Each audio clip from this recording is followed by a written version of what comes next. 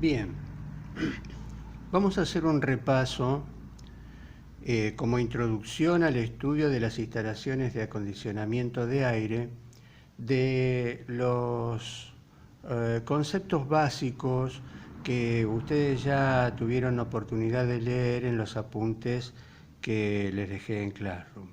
Y dice así: en esta asignatura trataremos de proyectar los medios necesarios para lograr un ambiente con máximo confort termodinámico, ¿no? Queremos formar dentro de nuestros ambientes una situación de confort. A nosotros nos toca el confort termodinámico. Habrá otras disciplinas que se ocupan de otros aspectos para lograr el confort total.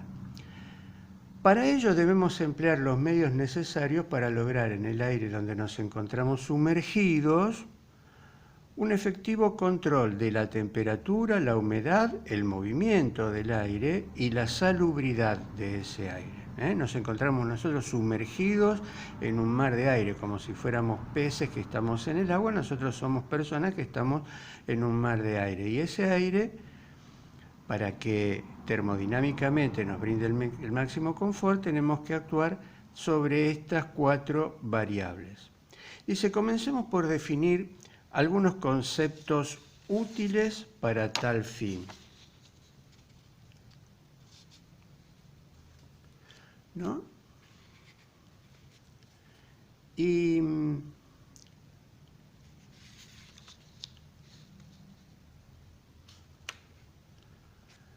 el primer concepto útil es el de sistema. Nosotros estamos haciendo acá una síntesis, ¿no?, de lo que ustedes ya leyeron. Sistema es una parte del universo físico separada del resto por una frontera real o ideal, ¿no? Por ejemplo, un ladrillo es un sistema, lo podemos considerar como un sistema que está separado del resto por las fronteras que constituyen sus 6 planos que están a la vista, ¿no? Pero también este sector de aire que yo estoy señalando acá puede ser considerado mi sistema, aunque no haya una barrera física, una frontera física que lo divida del resto. Es la porción del espacio que yo tomo para el estudio. Y dice, es una parte del universo físico separado del resto por una frontera real o ideal. Eso lo vamos a considerar sistema. Normalmente el sistema para nosotros va a ser el aire del interior de los ambientes, separado del resto, que vamos a llamar medio ambiente, o sea, se llama medio ambiente o simplemente medio a la parte del universo que no pertenece al sistema. El resto de lo que está más allá de las fronteras que definen al sistema se llama medio. Termodinámica comprende el estudio y tratamiento de todas las cuestiones que involucran al calor, ¿no? Si el calor está involucrado en algún proceso, en alguna característica, en alguna cualidad del aire o de cualquier otro elemento, eso entra dentro de lo que llamamos termodinámica. Dice, cuestiones involucradas con el calor. ¿Pero qué es el calor? Entonces definimos calor. El calor es una forma de energía asociada al movimiento molecular, tal que al ser aplicada a un sistema, se produce en él un cambio en alguna o en varias de las siguientes variables termodinámicas. ¿Cuáles son esas variables que cambian al aplicarle calor? La temperatura, la presión, el volumen o el estado de agregación de la materia, ¿no? De líquido a gaseoso o de sólido a líquido. No puede ser que yo le entregue calor a un sistema y no varíe ninguna de estas variables. Alguna tiene que variar y lo más normal es que varíen varias de estas, ¿no? Dice, el calor es una forma de energía asociada al movimiento molecular.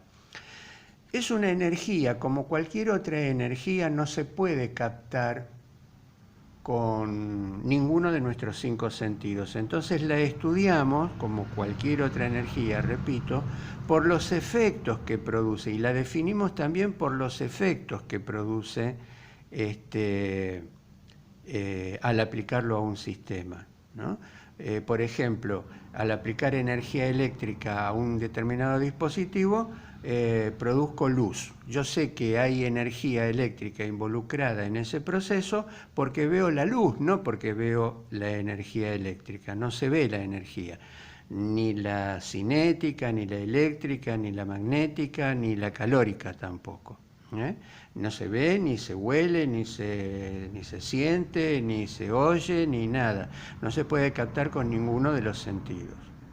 Repetimos entonces, el calor es una forma de energía asociada al movimiento molecular. Cuando un sistema material tiene calor, sus moléculas vibran, ¿no? Están en movimiento, se convierten en energía cinética, tal que al ser aplicado a un sistema se produce en él un cambio en alguno de los estados termodinámicos siguientes: temperatura, presión, volumen o estado de agregación.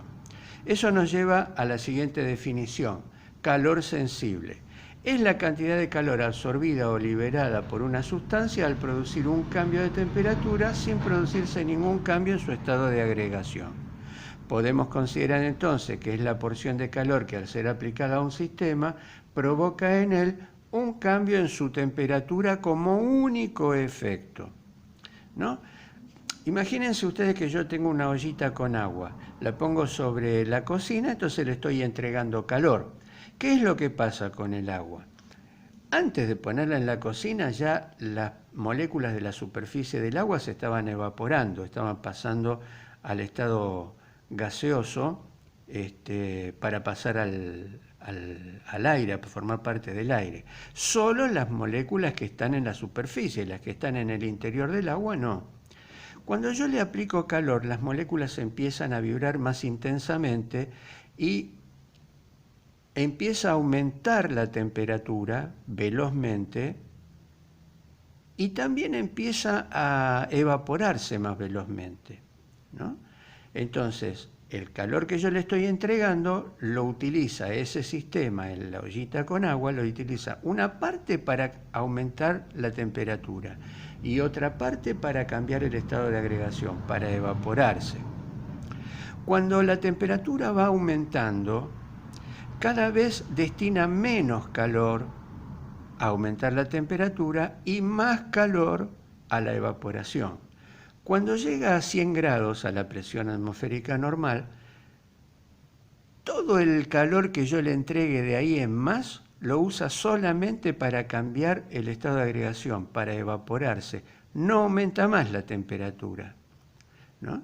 Y esa situación se potencia más porque la evaporación no se produce ahora solamente en la superficie del líquido, se produce en el seno del líquido, en el interior, y por eso al cambiar del estado líquido al estado gaseoso se producen burbujas, que es el clásico burbujeo del agua hirviendo. El hervor, la ebullición, es el caso último de la evaporación, cuando la evaporación es generalizada, se evapora de toda la masa de agua y se convierte en vapor. Entonces, calor sensible es la parte de calor que el sistema usa para aumentar la temperatura. Y ahora, calor latente es la cantidad de calor absorbida o liberada por una sustancia al cambiar su estado de agregación sin sufrir ningún cambio de su temperatura. Podemos considerar entonces que es la porción de calor que al ser aplicada a un sistema provoca en él un cambio en su estado de agregación como único efecto, que puede ser evaporación, condensación, solidificación, fusión, sublimación, ¿no? Según que pase de sólido a líquido, de líquido a gas, o de gas a líquido, de líquido a sólido, o directamente de sólido a gas, que se llama sublimación, que es una situación bastante rara, ¿no? Decíamos, para repasar entonces, calor es una forma de energía asociada al movimiento molecular que produce un cambio en alguna de estas variables. Si el cambio que produce es una variación de temperatura, lo llamamos calor sensible. Si el cambio que produce es una variación en el estado de agregación, una evaporación, por ejemplo, lo llamamos calor latente. Generalmente nosotros, al poner calor en un ambiente, una parte lo destina a aumentar la temperatura, esa parte es calor sensible, y otra parte a cambiar el estado de agregación, o sea, a evaporarse o lo que sea, ¿no? O a fusionarse y demás. Esa parte del calor la llamamos calor latente.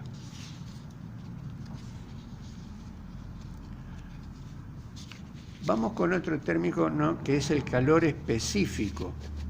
Calor específico. Es la cantidad de calor que se le debe entregar a una masa de 1 kilogramo de material para que éste aumente 1 grado su temperatura. Y dice, así como cada material tiene un peso específico determinado y único, también el calor específico presenta un valor particular para cada sustancia.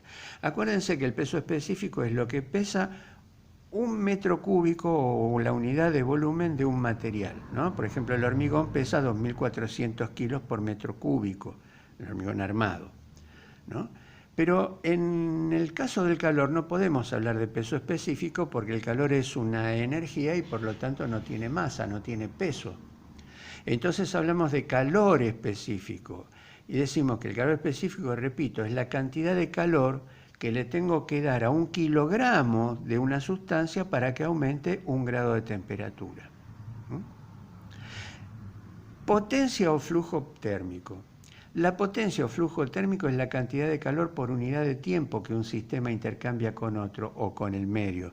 Y se puede entender como la velocidad con la que un sistema intercambia calor, por analogía con la distancia por unidad de tiempo, que es la velocidad de desplazamiento. Efectivamente, yo le puedo decir que a un sistema le doy una cantidad de calor y dejo de darle calor, ¿no? Pero lo normal es que yo le dé una cantidad de calor y le siga dando calor y le siga dando calor y el sistema responda desprendiendo ese calor y desprendiendo ese calor en una especie de equilibrio. Recibe calor que yo le doy y desprende calor al medio ambiente. Entonces nos es más práctico hablar de la cantidad de calor que le estoy entregando por hora o por minuto, por unidad de tiempo, ¿no? Y eso, la cantidad de calor por hora que le estoy entregando, es la velocidad con la que está recibiendo calor, ¿no? O sea, es lo mismo que decir una distancia recorrida por unidad de tiempo. ¿Qué distancia recorrí por hora? ¿Cuántos kilómetros por hora recorrí? Eso es una velocidad, ¿no es cierto? Es una velocidad de desplazamiento. Bueno, la cantidad de calor que yo entrego por hora también la podemos considerar como una velocidad de intercambio de calor. Se llama potencia o se llama flujo térmico también, ¿no? Nosotros lo vamos a llamar como flujo térmico. También caudal térmico se lo llama. ¿Qué unidades tienen estos elementos, ¿no? Dice, la cantidad de calor, ¿no? La cantidad de calor. En el sistema práctico, tenemos un sistema que usamos hace mucho tiempo, hablamos de kilocalorías. La cantidad de calor la nombramos en kilocalorías, ¿no? Es la cantidad de calor que hay que entregarle a 1 kilogramo de agua para que aumente 1 grado su temperatura. O sea, es el calor específico del agua, 1 kilocaloría. Eso lo usamos por mucho tiempo y seguimos hablando en kilocalorías. Es más, para abreviar le decimos calorías directamente. Pero en el sistema internacional, que es el que nosotros debemos usar, la cantidad de calor se expresa en joules. Se expresa en joule porque es la unidad de energía, el joule. La potencia o flujo térmico es la kilocaloría por hora en el sistema práctico o la frigoría por hora cuando estamos hablando de pérdida de calor, o sea, de enfriamiento. La kilocaloría la solemos llamar frigoría, o la tonelada de refrigeración. La tonelada de refrigeración es cuando la magnitud es muy grande, entonces usamos tonelada de refrigeración. Esto en el sistema práctico, pero en el sistema internacional tenemos que hablar de watts, ¿no? Los watts son los joules por segundo que se transmiten en un sistema de intercambio de calor. Entonces, nosotros tenemos que hablar de joules para la cantidad de calor y de watts para la potencia o flujo térmico, como hablamos cuando nos referimos a la energía eléctrica, por ejemplo. Equivalencia entre unidades. Dice, la unidad de potencia en el sistema internacional es el watt. Sin embargo, la costumbre hace que todavía se usen algunas unidades prácticas como la kilocaloría por hora, la frigoría por hora o la tonelada de refrigeración, cuyas equivalencias son las siguientes. Y acá tienen la tabla de las equivalencias. Una kilocaloría por hora es 1,162 watts. Una frigoría por hora es 1,162 watts porque kilocaloría y frigoría es lo mismo. Esto es en calefacción y esto es en refrigeración, pero es la misma cosa. Una tonelada de refrigeración son 3.500 watts, o una tonelada de refrigeración son 3.000 kilocalorías por hora, o una tonelada de refrigeración son 3.000 frigorías por hora. Y acá están las conversiones al revés. Un watt es 0,86 kilocalorías por hora o 0,86 frigorías por hora, etcétera, etcétera. Se tienen que fijar en la tablita nada más cuando quieren hacer la conversión de unidades.